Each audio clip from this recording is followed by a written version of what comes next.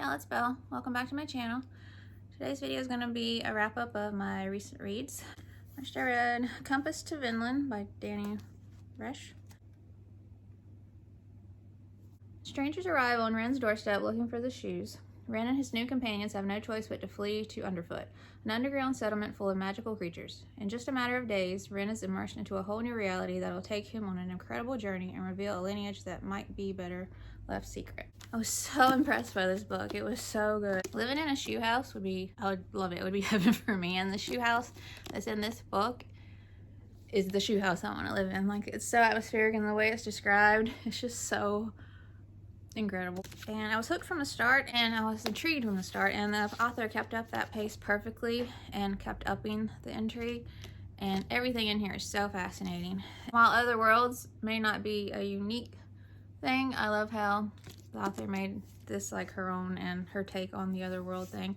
We haven't even seen much yet, and I'm already so hooked and in love. And Vinland is so interesting in what we have learned, and I can't wait to learn more about it. I'm just intrigued by all the different types of Vins and what they can do.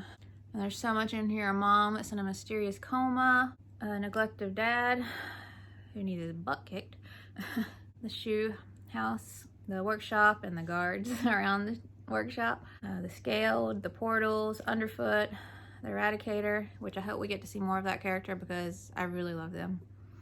Dead Eyes, and I love that. You know, if you read it, you understand. The crows, the drainers, the raffle, the coins and what they do. It's very incredible. The shoes, which are genius. And just the characters themselves are so amazing.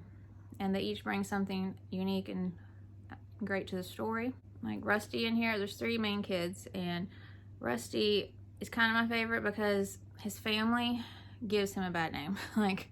So because of his family, everybody expects the worst from him. Like, they think he's a liar, cheat, a thief, just because of who his family is. And seeing him be so much more than what his family has set up for him to be is such a great thing. And there's one scene in here where he gets like praised and seen for something good, and just the way he reacts is so heartwarming, and I love that. And Wren's family, from what we don't even know much. Like, a lot of them are missing or in a coma, or we think they're dead, but they're also intriguing, and there's still so much more to learn, and I can't wait. And I love Maria, and she really keeps the guys in check and balances everybody out. Tristan is like rock star cool, like I said in my review, and I wish my tattoos could have magical powers. It'd be another excuse to get more. So I cannot wait for the next book. Everything in here, it's so great. The writing, the world development, the character development, just everything. So excited for the next book, can't wait. Then I read a graphic novel, book 1 in the Lightfall series, The Girl and the Godrian by Tim Probert.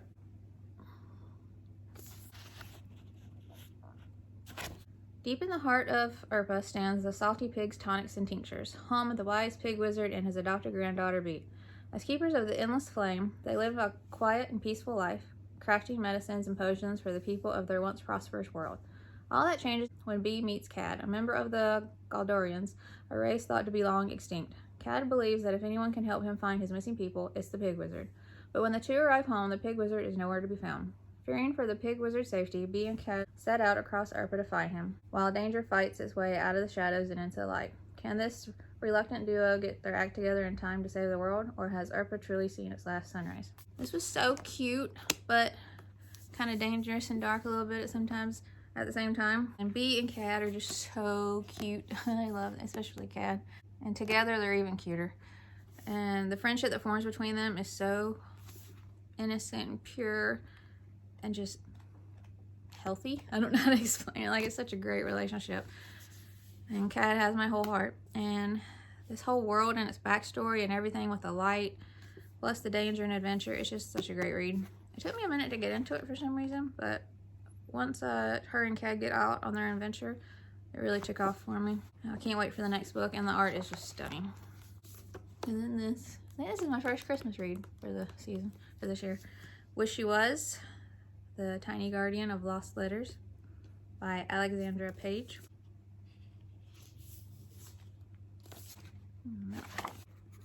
Stunning illustrations throughout. I never stole nothing. I is doing my duty. It's 1952 in smoggy London, and Penny Black is lonely. Then one night in her uncle's post office, she catches a small, furry, springy something making off with a letter. Wishyouwas is a sorter, a guardian of lost mail. He shows Penny a secret world beneath the streets where the sorters devote their lives to saving missing letters and delivering them home. But lurking in the shadows is Stanley's scrawl. Can Penny keep her new friend safe with the Royal Mail rat catcher on their tail? Oh my heart, this is such a heartwarming, charming, beautiful story. It's so atmospheric. It's perfect for winter. Christmas is talked about a little bit in it with like the mail side of it and how crazy that gets. So that was interesting to read that take on it. But just 1952 London, Christmas time. We're living in a post office basically, or like attached to it, which is atmospheric to me in its own right. And then underground where the mail guardians live with the sorters and all that. That's so atmospheric too. And it's so cozy. Like, this was so cozy, such a cozy read. There's also suspense that'll keep you on the edge of your seat to go along with the heartwarming and the cozy. So I think that adds a lot. Like, it's just such a mixture of amazing things. But it's not like a scary kind of suspense. Like, I just need to keep reading kind of suspense. And the Guardians of the Lost Mail and the postal settings above and below ground, like I mentioned. And then the beautiful descriptive writing. It just makes you feel like you're in 1952 London at Christmas time. Then you include the details, like the different positions that the Guardians may have, like a sorter. Then all of their names are so genius. They are reminiscent of letters, packages, mail in general of some sort. Like Wishyouwas, like Wish You Was Here, I guess.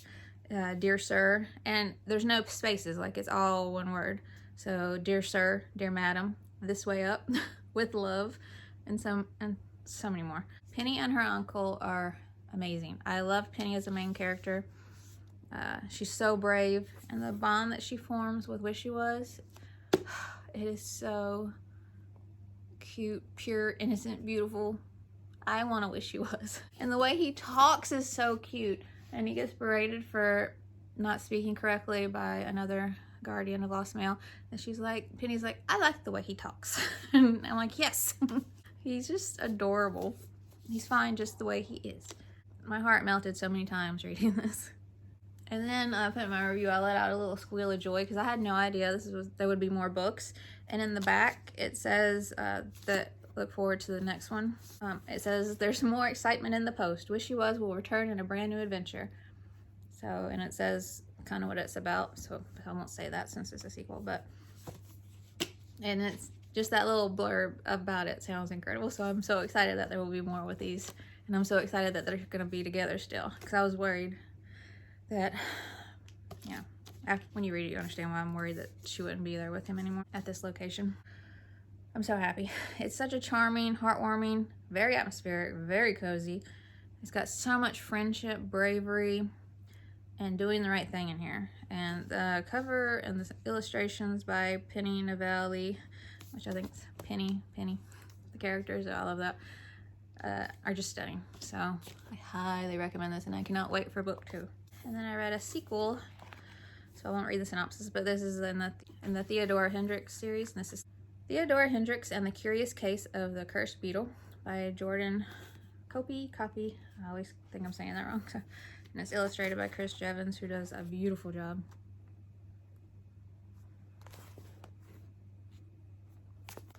Like, it's illustrated throughout, like almost every page.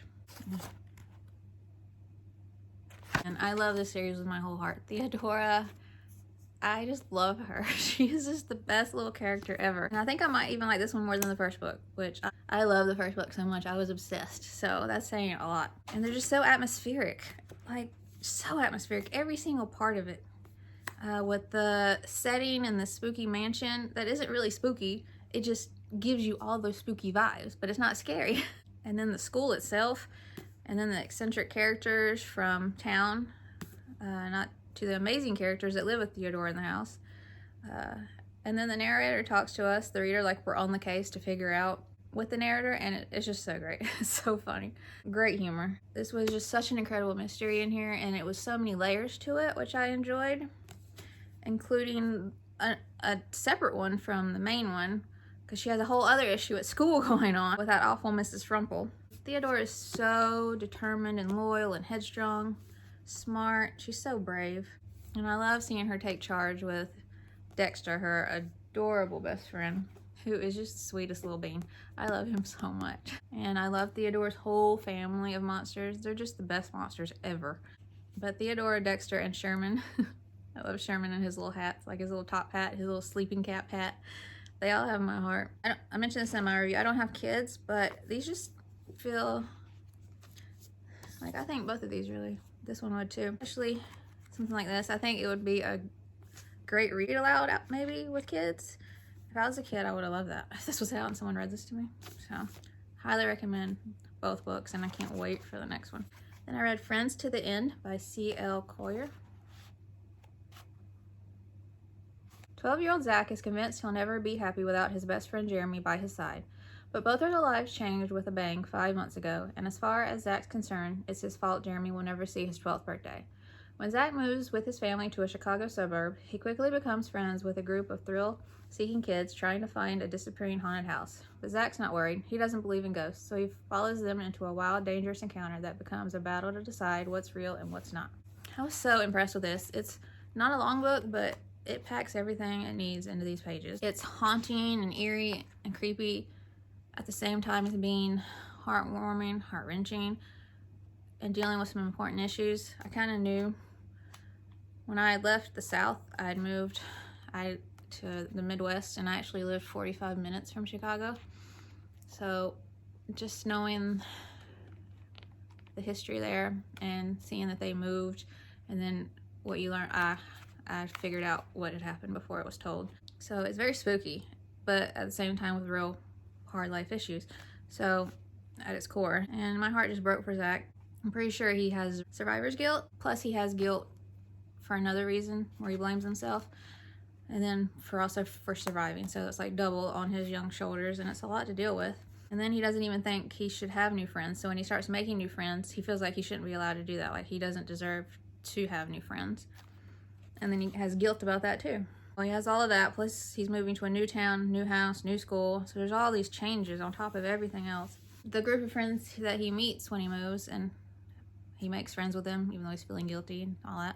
They're a great group of kids, and I really love them. And I love the dynamic between him and Morgan the best. They played so well off each other. But Dom and Josh were great as well, and they were just so funny. Which made me laugh a lot. Then you have the paranormal, the spooky, that blends so well with the real issues, because sometimes it might be kind of hard to pull that off, but not in here. I loved all the creepy legends about this one road in this town, and then this vanishing house that Morgan's brothers had told her about that they keep trying to find. Then there's this cemetery that is very creepy. It was just such an atmospheric book. And then, I don't want to spoil anything to go into detail, but all the paranormal stuff that we encounter through their adventures and journeys, so intriguing. It kept me reading. I was so hooked. And then you have the continued development throughout the story with Zach, his character development and growth, and how it ends with him. Goosebumps, all the feels in the best ways. And so the ending with him and with his friend Jeremy and what he'd been dealing with, how that's wrapped up, so to speak, and just done so well. I loved it. So emotional, all the best ways. It's got so much danger, adventure, friendship, grief, loss, hope, survival, atmospheric writing. Beautiful cover. Highly recommend. We have The Plentiful Darkness by Heather Kassner. In order to survive on her own, 12-year-old Rooney Dabara collects precious moonlight, which she draws from the evening sky with her very rare and most magical lunar mirror. All the while, she tries to avoid the rival roughhouse boys and another more terrifying danger, the dark-hearted magician who has been disappearing children in the night. When Trick Eyden, the worst of the roughhouse boys, steals her mirror, Rooney will do whatever it takes to get it back, even if that means leaping into a pool of darkness after it swallows Trick and her mirror, or braving the plentiful darkness, a bewitching world devoid of sky and stars, or begrudgingly teaming up with Trick to confront the magician and unravel the magic that has trapped Wereborn's children. This is the third book I've read of hers, I think now. And they're just all so dark, magical, gripping, and I just love them all so much. And this one was no different. So amazing. The more I read by her, the more I want by her. Has such a magical way with words, and even there's a way the two characters in particular talk to each other that just, it's like a magical, I don't know, it's hard to explain. It's just so good. And then the little song she comes up with, that she has them sing, a little creepy, some of them, and magical, but it's just so good. It just flows so beautifully and vividly. And you see, smell, hear, feel what she writes, and feel in every form of the word. You can feel Rooney's heartbreak, her loss, her grief, her pain, her hunger, her loneliness, and her need to belong somewhere where someone will care what happens to her, care about her. And the friendship she makes with Devon, and even the surprising one she makes with Trick, were just so good. And there's such great characters in here and character development in here. The Monty has my whole heart though. I love that little guy. I mean, he was her first true friend, and he was an amazing little friend. And the whole plot, the idea of the magician, what happens to the children, the Plentiful Darkness itself, and what you find in there, and then the whole backstory, the reasons why the children are taken, like how it all comes full circle and connects everybody. Brilliant. And the loss is shared wholly by everybody, pretty much. The Plentiful Darkness, it's so creative and atmospheric, and you can almost feel the darkness seeping into your own bones. The ending was so moving and amazing in many ways. I just loved it. And like I said in my review, this is full of the darkness that can surround all of us, but you can also see the moonlight trying to show itself.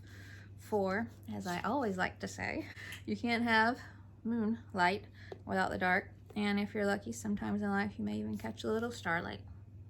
So highly recommend this and all her books. Cannot wait for more from her. And I read Amelie, Trott, and the Earth Watchers by Moyra Irving.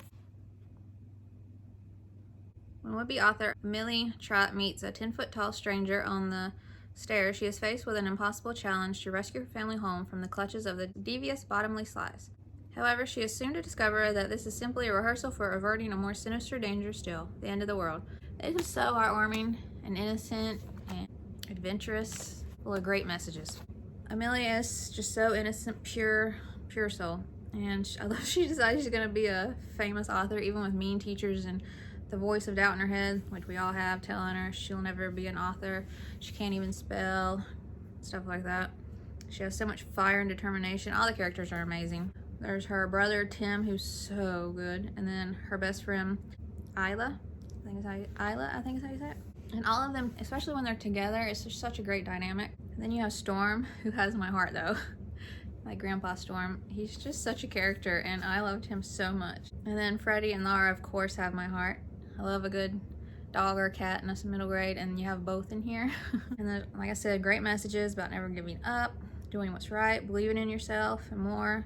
And there's so many important takeaways for kids and adults alike on the importance of treating our planet better, and how violence is not the answer. Like, we're always so quick to go to war and bring in all these bombs and guns. Like, it's just not necessary.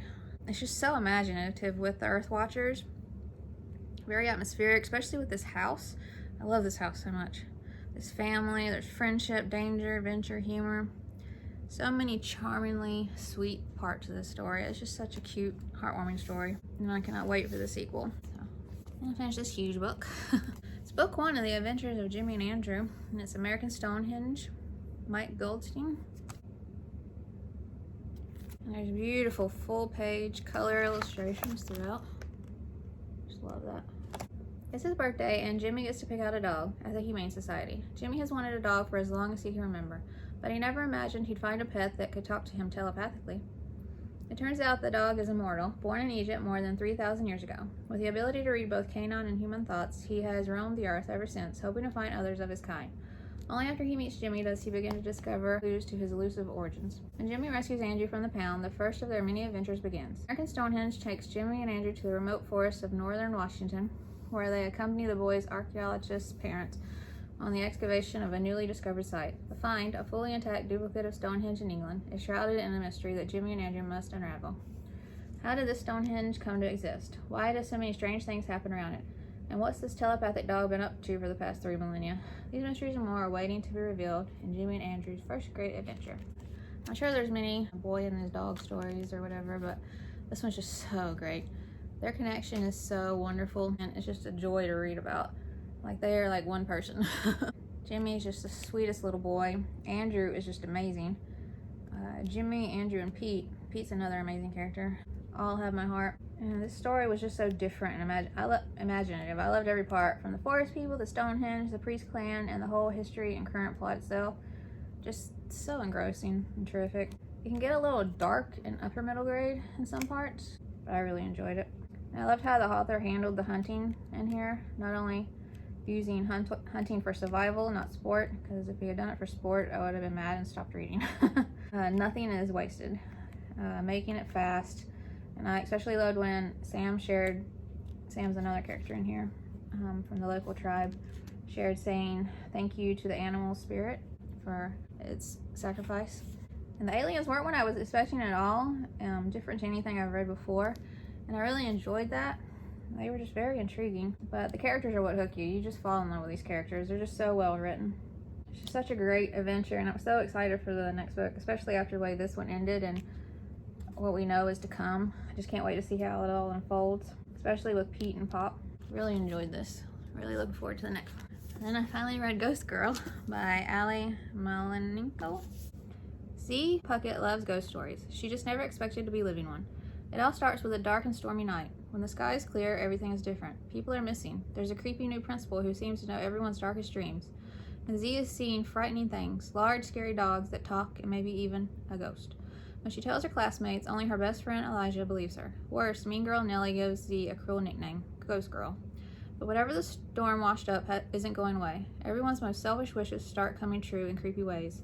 All three of them, Z, Elijah, and Nellie, will have to work together if they're going to give their ghost story a happy ending. I love this.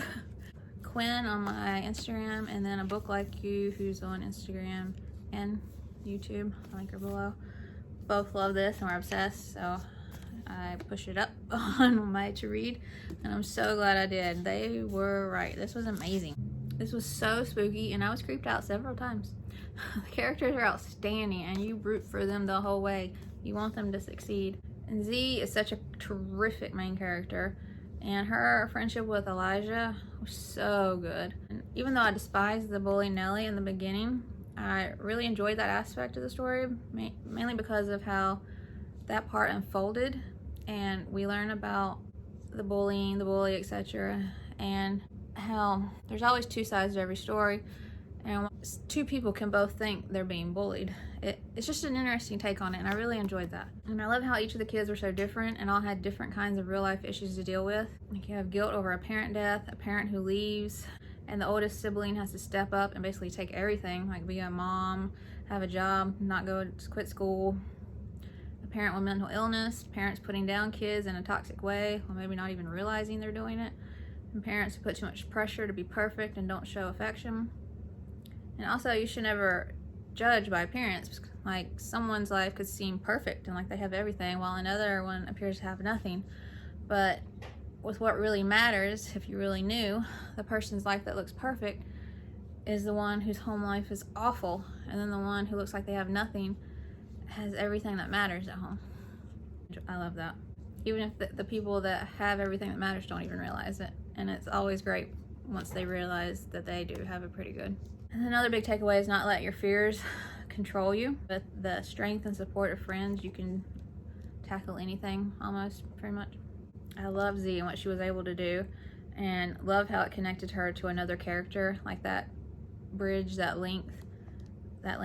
It was really, I really love that. The villain is so creepy and kind of I used to work for a TV evangelist. I was a receptionist, and he is the reason for the stereotypes of TV evangelists. Like, I quit working for him, but it's like a TV evangelist who has magical powers is what I kept envisioning with this guy, and he was terrifying and so creepy. And I'm a Christian, but a TV evangelist that is like the one I work for, who does think that's not right. You don't do that in the name of God. So that's why I'm saying that. I'm not making fun of religion, because I am a Christian. I am talking bad about people who use religion to get things for their own gain, basically. And then there's the hounds, the whole town. Everything in here is atmospheric, because the writing is so vivid and atmospheric. It's full of danger, suspense, adventure, friendship, mystery, fear, hope, determination, fighting for what's right, teamwork. There's the importance of just listening in here. It's just such an important thing. Ghosts, and it's all being full of real life issues that I mentioned that the author weaves into the story so greatly. And another great message in here is how rough it can be just being a girl. I've talked about this before.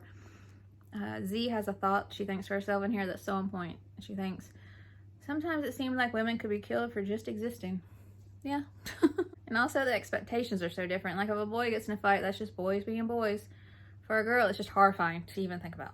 Like, we're supposed to be small and polite and should never act like that.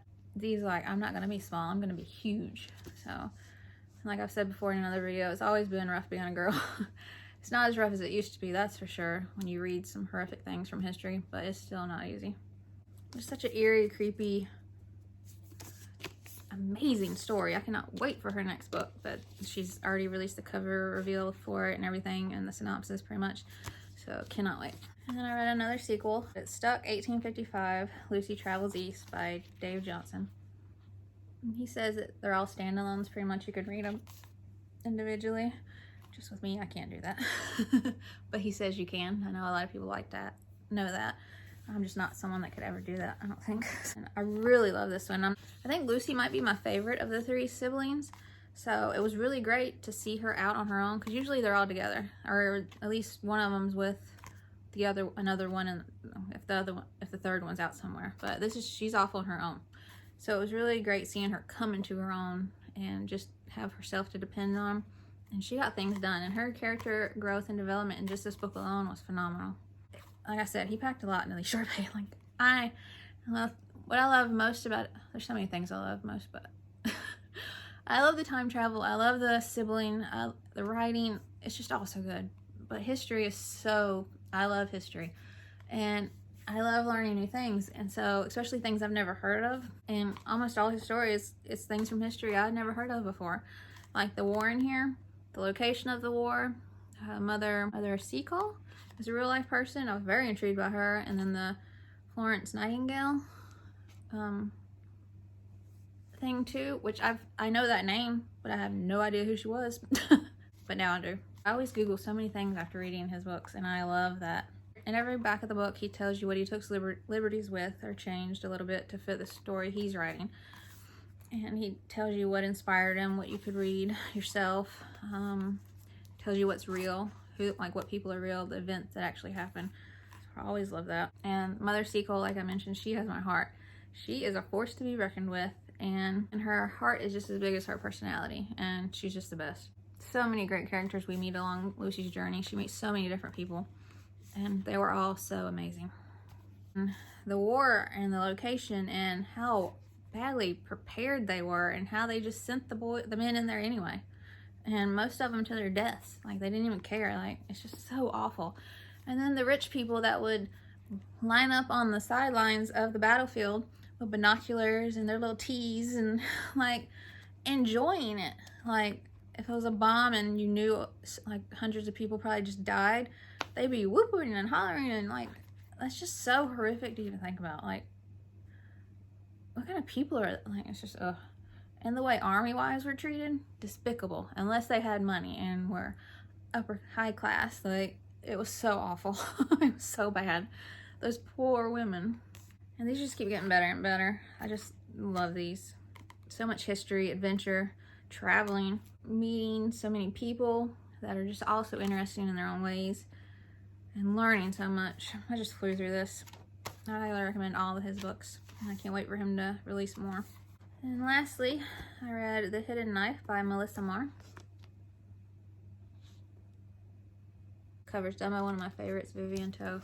20 years ago, a door opened between the world of humans and the Netherware, allowing entry to its magical creatures. Some, like the kelpies and fairies who bite, are best avoided, but the wise and wonderful gargoyles show a special affection for humans. Vicky has grown up under the watchful eye of a gargoyle named Rupert. She's gifted at swordcraft and magic, but can't figure out why her mother, once one of the Queen's fearless ravens, keeps her hidden away and won't let her train at the elite Corvus school. When Vicky's world is rocked in a devastating attack, she realizes it is time for her to use her gifts, but knowing who to trust isn't easy, so she bands together with the alchemy student, and a former street thief to seek answers on the perilous streets of Glass City. And all the while, the gargoyles watch and nudge towards healing, not harming. With their steadying influence, Vicky and her friends just might be the generation to expose the court's secrets and find a way to a better future for all. This was incredible. It wasn't anything like I thought it was going to be. It was so much darker, very much darker, dangerous, deadly. It's amazing. I just really love this. It's just so magical, so epic. And there's a lot of fantasy tropes in here, but the author does them in her own way and makes them her own, and I really love that.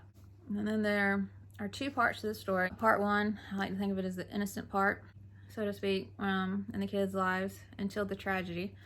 And then part 2 is after the tragedy, and basically innocence and childhood are over, big for the most part, because of this one horrible act, and that's when it gets very much darker. There's also a magic school we see a little bit of.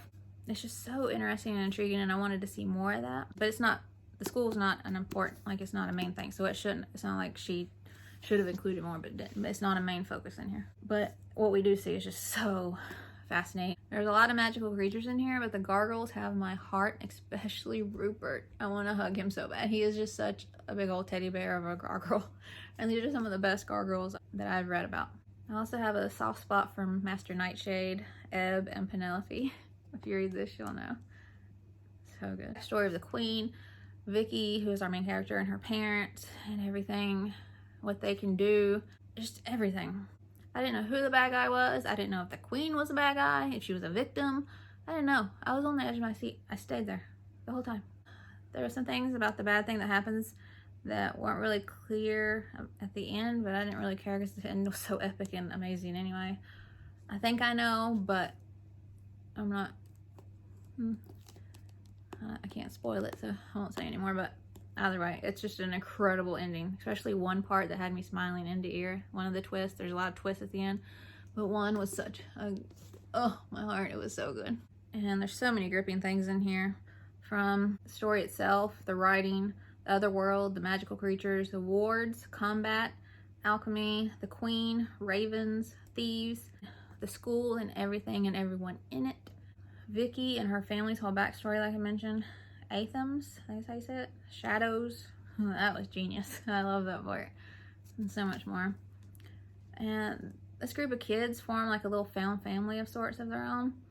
And it's similar to the friendship that a couple of their parents had before them too, which I think is so full circle and so beautiful. I just loved it. And Vicky is very kick butt. She's a little scary for a 12-year-old, especially in part 2, and some of the scenes she has and some encounters, so well written, and I got goosebumps reading them. She was just so kick butt. I'm not gonna swear, but man, she's just the best. I love her.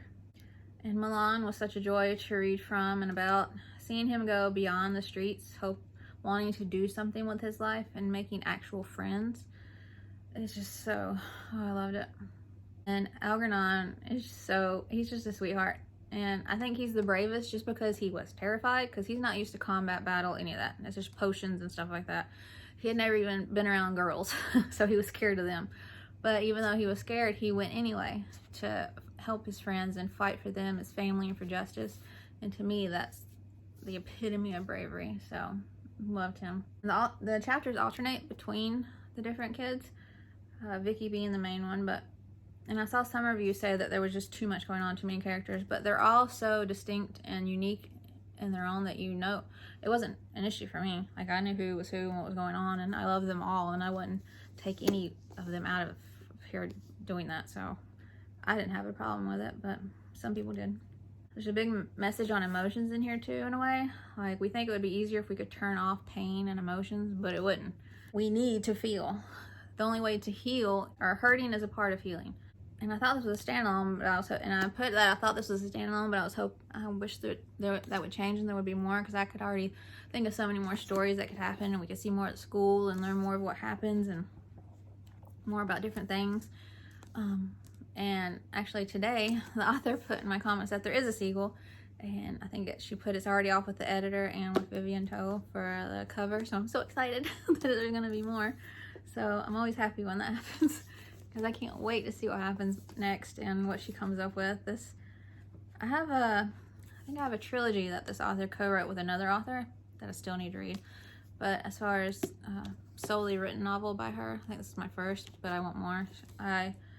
This is just so up my alley, like the darkness, the friendships, the magic, the everything. It's just so good. I love this. All right, y'all, that's all for the wrap up of books I've recently read. I'm filming this on December 19th, which is my birthday, which is why I'm wearing my Made in the 80s shirt with Rainbow Bright. I am 40 today, so yay. I'm just kidding. Happy to be 40, happy to still be here. The only thing I don't like about it is knowing that I'm getting older, but that means everybody I love is getting older, and then it just makes my head go into a... So I don't like thinking about that. But happy to have another birthday. I hope y'all enjoyed this video. Have you read any of these too? Did you love them too? Do any of them sound like you want to read them? If you haven't, let me know in the comments. And if you would like to subscribe, I would love that if you want to. And I'll see y'all in my next video. Bye.